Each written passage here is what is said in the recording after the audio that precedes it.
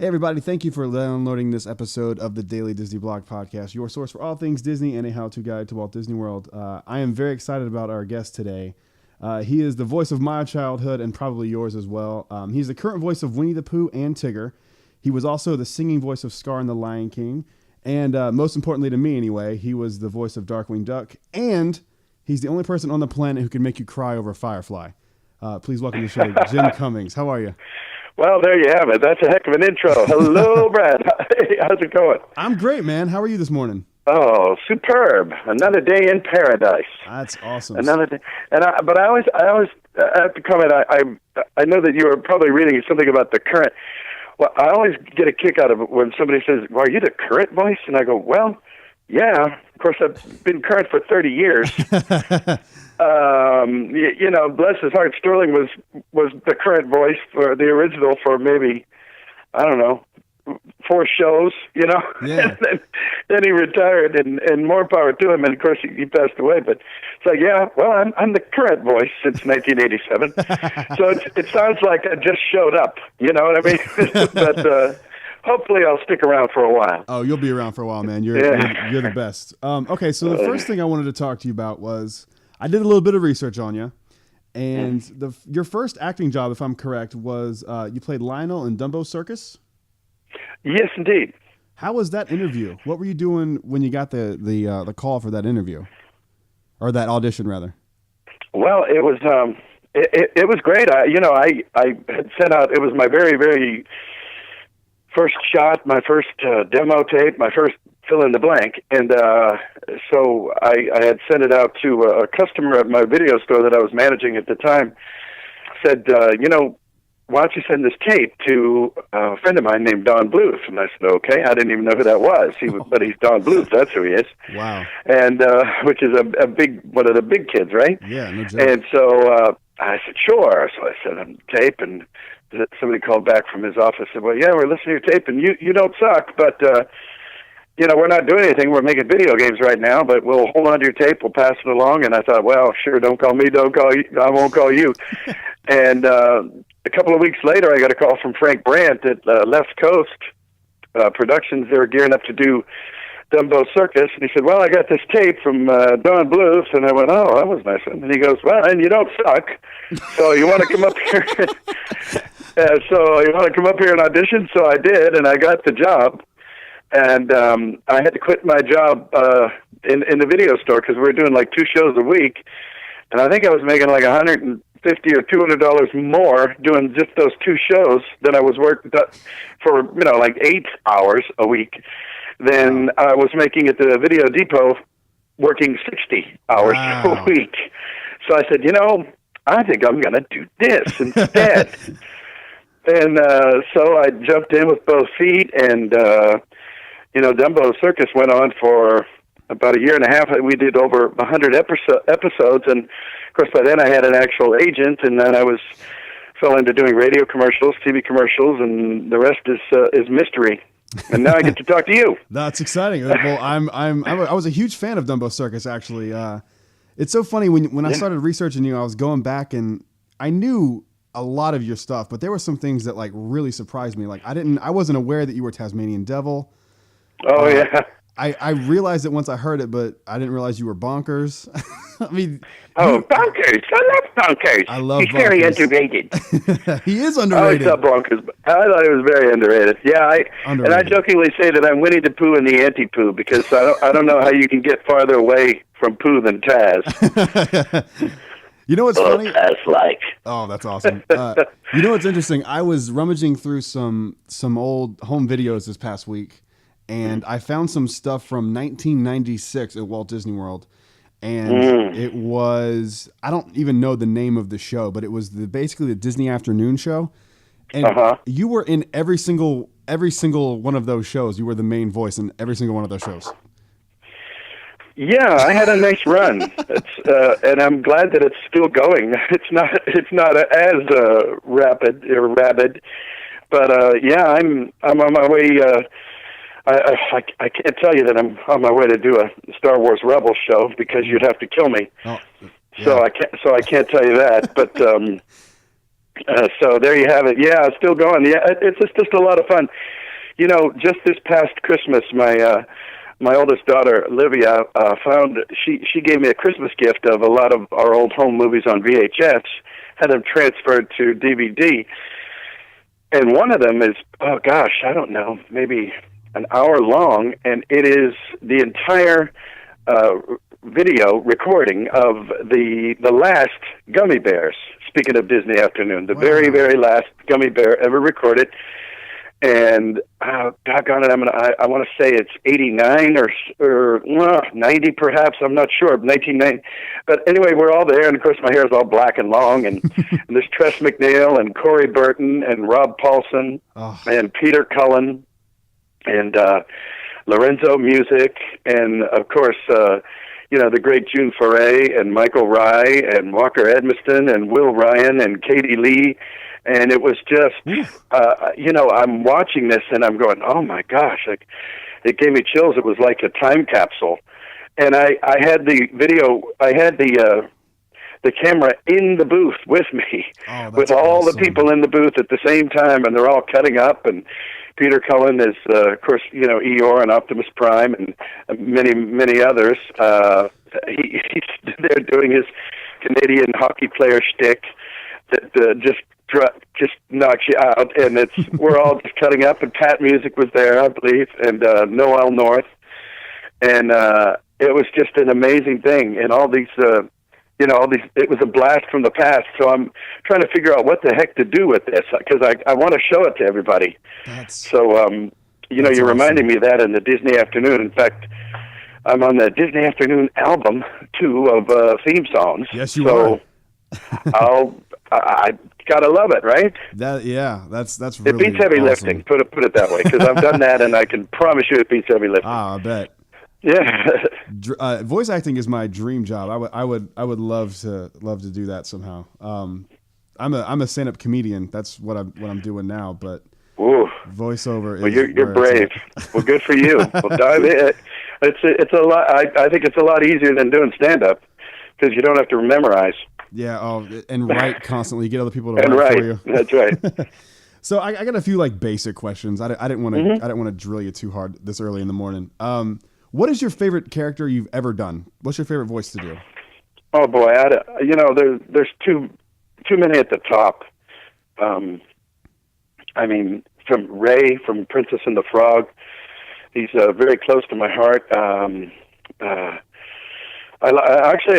crazy about Hondo Ohnaka too, from Star Wars: The Clone Wars and Rebels, and he's one of my all-time favorites. Always loved Don Carnage from Tailspin, because I think he was he was kind of the first Monty Python character to pop up in a Disney cartoon. It's like, where did this guy come from? That's perfect. That's a perfect description of him. And so he was always a big fave. And Darkwing Duck, he's way up there. And Winnie the Pooh and Tigger, they're in their own categories. They're evergreens. They have to be in the favorites. So next thing I know, I'm going to name 25 characters and go, that's my favorite. So well, I would think Pooh and Tigger are so iconic. It's not like somebody like Don Carnage, who unfortunately not a ton of people know who they are. There's still a Winnie the Pooh ride. Sure. There's still a Winnie the Pooh ride at Disney and Disneyland, all that stuff. So I could totally see why those would be up there for you. Oh yeah. Well, we have a family tradition that every time somebody in my family, whether it be my daughters or cousins and niece and nephews, whenever they're at Disney World or Disneyland and they're in the ride, they call me. And they go, guess where we are, guess where we are, guess where we are. And they'll hold it up and I'll hear, hey, what are you doing over there? And I go, oh, let me take a wild guess. So, that's cool. Yeah, it's just fun. That's you at Illuminations too, the pre-show, correct? Yes. Or not yes. The actual show, not the pre-show. Yes, Illuminations. I'm the guy that blows out the candles and starts the fireworks show every night. I finally saw it. I think 2 years ago at the Star Wars weekends, because I hadn't been down to Florida since '98, and I think we did that in '99. So I finally got to see it. It was pretty cool. I love Illuminations. Me too. It was very, very interesting. Very well done. Yeah, I saw. I can't believe they do that every night. I know, like, it's wow. insane. I saw it for the first time about 2 years ago as well, like 2 years in November 2 years ago, and I was blown away by it. And the first, because I didn't know anything about it. I'm like anti-spoiler guy. I don't watch movie trailers. I don't watch YouTube videos of anything. I like to be surprised. And when I heard your voice, I looked at my mom. I was like, "Oh my God, that's Jim Cummings!" and then I was like, "I'm sold. I'm sold. Love it." Hey, thanks. So Thank you. I have a weird question, and this has been bothering me for a while. People are going to be probably mad at me for even asking you this question.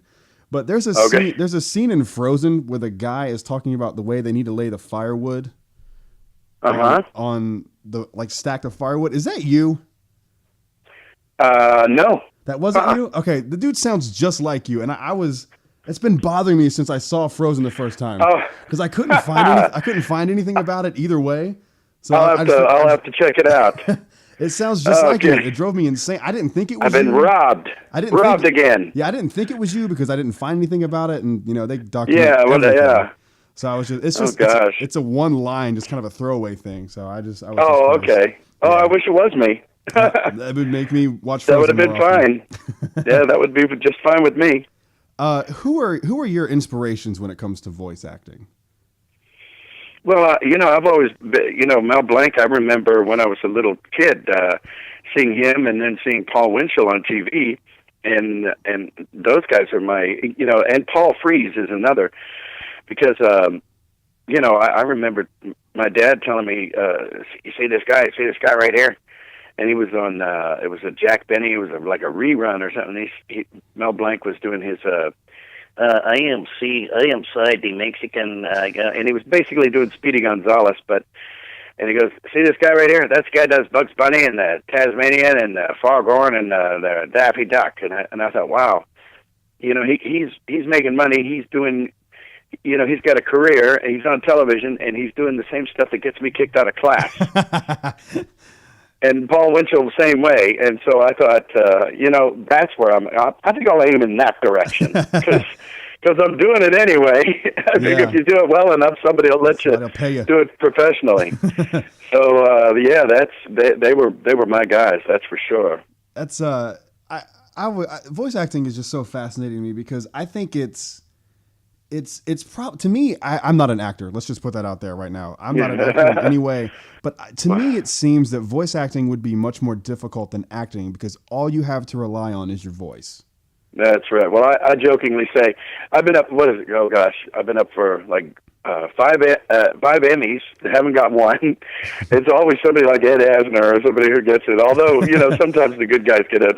Mutt LaMarche and Rob Paulson. They, thank goodness. But no, I mean, my joke is that sure, anybody could get an award if they get to use their face. Try doing it without your face. Yeah, no kidding. So, but it is true. And I mean, I'm not dropping names, but Rita Moreno thought that the same thing. She said, "This is so much fun. You can just do anything. You can't be too broad. You can't be too subtle. You can't be too, and what makeup." And what lighting and what wardrobe. Yeah. I love this. Show up with gym shorts and a T-shirt and you're there. Yeah. Oh, sure. Yep. Now, I have another question about the process of doing voice work. When you're trying to land an impression, like you do a great Mike Tyson, is that something you can just do, or do you have to sit down and work on it and practice it? Or no, I think it just pops out. It pops into my head as sound first, and then the personality and the grammar and the rhythm. Just, I don't know how to say it. I think it comes naturally in a natural way. I'm not saying it comes naturally because I'm I don't even have to think about it. I don't mean it that way. I mean it's more of an organic, natural thing. Like, in other words, like Mike Tyson, in a sense, he has a strange rhythm to his syntaxical grammar type of speech. And then there's a certain emphasis in this, and there's a rhythm, and I think you just kind of pour it into the pot, mental, whatever little mental stew you got going in there, and it just comes out, hopefully. And, I always say, too, thank you, by the way, for the compliment, but I always say if you do a dead-on impression of someone that nobody in the whole wide world knows, you have a new character. And if you do a terrible impression of somebody everybody in the whole wide world knows, you have a new character. Because nobody knows who it's supposed to be. Well, you got a new character. That's awesome. So you get a little bonus in there. Interesting. That's a cool way to look at it. I'm going to ask you a few of questions that my listeners sent in, and so these are not my questions. Sure.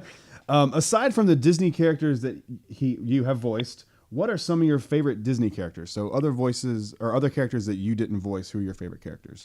Oh, well, gee, you gotta go with the genie, Robin Williams. He's one of those face guys, God rest his soul, that could cut the mustard in the voice world.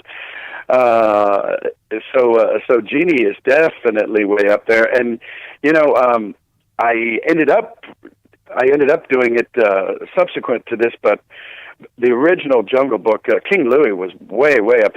I remember when I was a kid seeing Jungle Book and going, "Hey, well, when's the monkey coming back? That's it." I know. He comes in, kicks a little butt, sings the hell out of this song, and he's gone. Wait a minute. That drove me I crazy dug too. Baloo, and I dug Baloo, and Shere Khan, I think, is one of the classic villains of all time. There's no doubt. And I got to go back to Scar as well. I think there's a Jaguar commercial, automobile commercial out there with, "Why are all the best villains British?" And so I guess I like some of those villains as well. But absolutely, I thought that Anika Noni Rose was just absolutely. She and both Bruno Campos were, as Princess Tiana and Prince Naveen and Princess and the Frog. I thought their chemistry was pretty darn dead on. I mean, they were just excellent. They absolutely. were pretty darn amazing. And I tell everyone that's the best Disney animated film of the last 10 years. Well, I think so too. Not because nothing to do with me, but yes, I agree. I do. I think it was underrated too, and they, and they released it at a bad time. Not as badly as they did with Winnie the Pooh in 2011. That was a travesty. Why? I mean, I could have sat down and cried. It was like, why would you put it out on the? People have been waiting 20 years for the last Harry Potter. Let's put it out the exact second. Yeah, they killed it. I know. I mean, why not? Why bother? I mean, if they put it up against the Smurfs 3 weeks before or 4 weeks after, we'd have killed the Smurfs. For sure. But no, we had to go against Harry Potter. Well, so that one's way up there too, Winnie the Pooh. It's interesting because they made the same mistake with Treasure Planet. Yes, I agree. And it's like, why would you saw I was thinking of that. That didn't do well against Harry Potter. Don't mess with that. That's its own thing. Yeah, exactly. Yeah, I was bummed out. Yes, and the head pirate in Treasure Planet was great too. Yes, that's another underrated Disney movie. I agree. Treasure Planet's up there for me as one of my favorites. Oh, I agree. That and I dig Atlantis too. Yeah, that's a good one too. I actually watched it about a year ago for the first time I saw it since I saw it in theaters, and I remember not really digging it as a kid too much, but I really actually enjoyed it as an adult, which was I was surprised. Nice. I was surprised by. All right, since this is basically a Disney Parks podcast, so I have to ask you this: what is your favorite attraction at Disneyland and Disney World? Oh boy. That's a loaded question. It's tough. Yeah. Gosh, I like the House of Terror, or the Tower of Terror. Yes. That's not bad. That's way up there. And the Pirates of the Caribbean is really cranking away now with the new update because they revamped a lot of it. Mm-hmm. And gosh, I like the Matterhorn. Still got to go back to the Matterhorn. Man. And one I really like to not like is It's a Small World. Because, and it just drives me nuts. It's like Chinese water torture. The Sherman Brothers, you know, of course we lost Bob a few years ago, God rest his soul, but I've sung with them many times over the years, and as we got to know each other a bit more, I had to tell them, I said, listen, I just have to tell you that I think I discovered an antidote for one of your songs. And they said, what? I said, what do you mean an antidote? I said, well, I think I found an antidote for It's a Small World. And they both, and I'm telling you, you know, Robert Sherman, Robert and Dick, he's a very affable guy, but Bob, not so much. He threw his head back and busted out laughing in a way that no one, I mean, I don't know that he does that very often. He said, he found the antidote. I love it. What is it? And I said, well, it's the Beatles' The Long and Winding Road. He goes, it is. I go, yeah, because, you know, you're sitting there, it's a small world after all. Now you're driving yourself nuts. Please stop singing this damn song. It's a small world. But then you go, the long and winding road, blah, blah, blah, that leads. And see, it'll wipe your musical palate clean, and if it does come back on you, you're not ready to open a vein. It's okay. You know, and he just laughed and thought that was great. And he said, well, you know, that was Walt's idea. I said, what's that? He said he wanted this song to be nothing but hook. It had to be the hook had to be so catchy and so strong that people come walking out of this fakakta ride, and that's all they can do is bum ba-dum bum ba-da-da. And I said, well, congratulations, you did it. Yeah, I read a story. Long and winding. Okay. I read a story that the original idea for that was going to be all of the national anthems kind of playing room by room. So when you would go into like the USA room, it would be like our national anthem and then Canada's national anthem. But there was a point in each ride where you can hear both rooms, and it was like maddening. They couldn't figure out a way to do that. So I thought that was interesting. And I like It's a Small World. My favorite attraction is Haunted Mansion, like across the board. Yes. I mean, that's way up there for me. What's not to like? You got Paul Frees doing the voice of the ghost host. You got you got all those cool animatronics and stuff. So yes, it's also one of mine. Love it.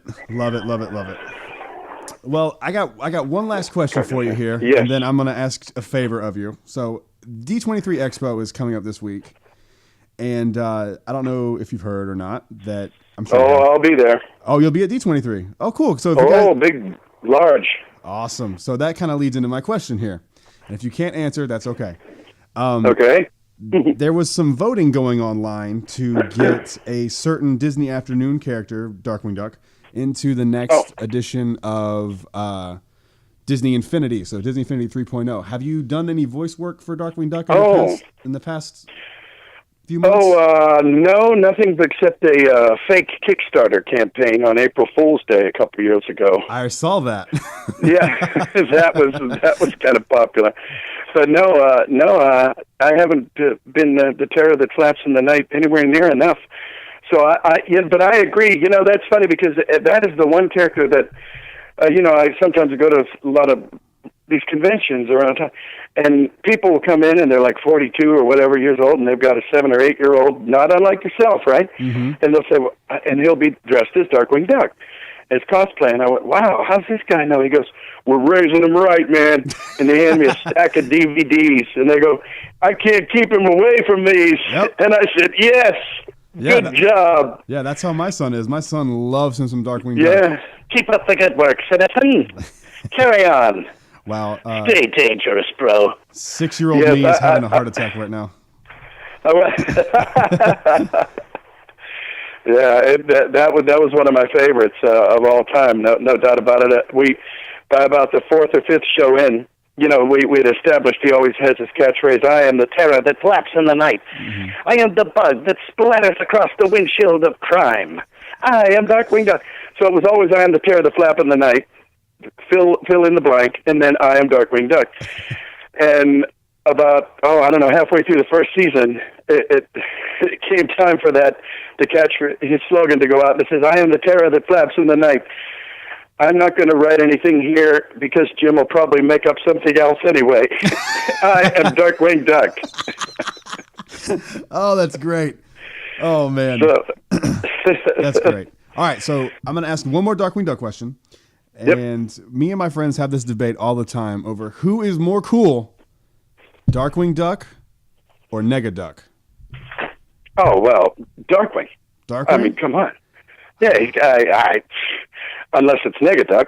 No, I like both, but I think Darkwing Duck's the good. Darkwing Duck's the good guy. How is he not the better guy? Yeah, exactly. No, I mean he's got to be. I actually like, and I understand that it's a play off the negativity, but I like Darkwing's colors better. You know, I agree. His haberdashery is more bodacious. Love it. Well, Jim, thank you so much for coming on this podcast, man. It means the world to me, and this is a once-in-a-lifetime deal, and I could not be more happy and grateful. Oh, my pleasure. So, well, Godspeed, my friend, and hello, and be well to all your pals out there. Hello, everybody out there in Podland. Hello, Pod people. In Podland. Yes, indeed. And stay dangerous, bro. Awesome. Thank you so much. I'm going to stop recording here in just a second. I'm going to ask you a favor off air. So, thank you guys so much for listening. Are you on Twitter at all? Oh, yes. Yeah, by all means. Jump on and say hello. Jim Cummings, Acme. Gotcha. I guess we're supposed to say that, and I'm not very good at it. But so follow by Jim. all means, jump on, say hi. Follow Jim at Jim Cummings Acme on Twitter, and follow us at Daily Disney Blog on Twitter as well. Thank you again to Jim so much, and thank you everyone for downloading this episode. Have a magical day, people. Bye.